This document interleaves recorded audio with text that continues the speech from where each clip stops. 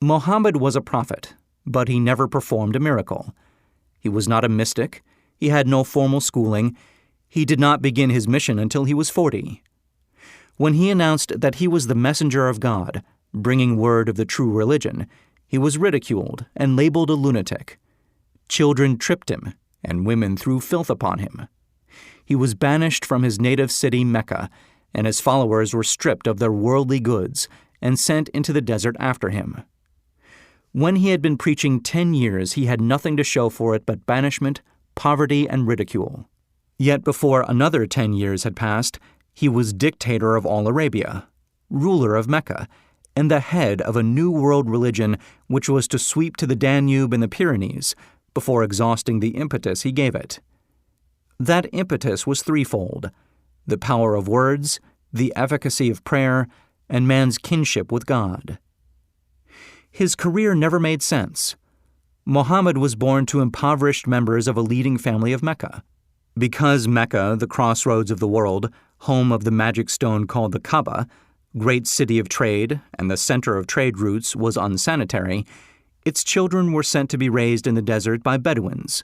Muhammad was thus nurtured, drawing strength and health from the milk of nomad, vicarious mothers.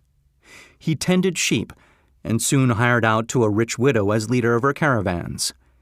He traveled to all parts of the Eastern world, talked with many men of diverse beliefs, and observed the decline of Christianity into warring sects. When he was 28, Khadijah, the widow, looked upon him with favor and married him.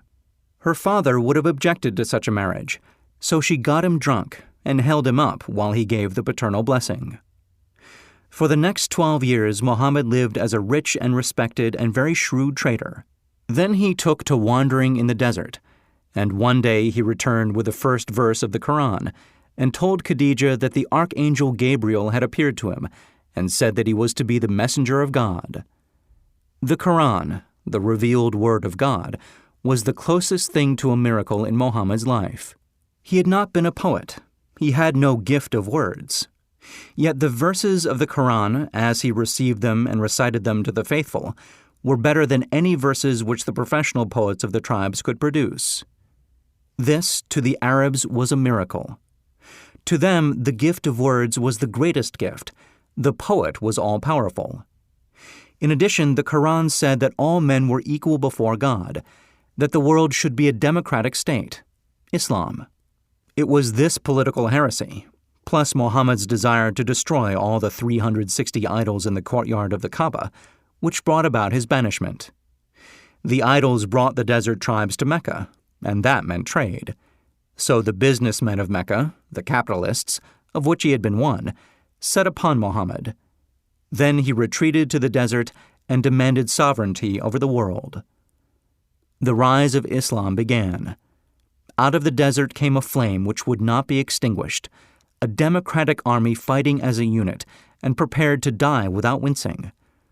Muhammad had invited the Jews and Christians to join him, for he was not building a new religion. He was calling all who believed in one God to join in a single faith. If the Jews and Christians had accepted his invitation, Islam would have conquered the world. They didn't. They would not even accept Muhammad's innovation of humane warfare. When the armies of the Prophet entered Jerusalem, not a single person was killed because of his faith. When the Crusaders entered the city centuries later, not a Muslim man, woman, or child was spared. But the Christians did accept one Muslim idea: the place of learning, the university.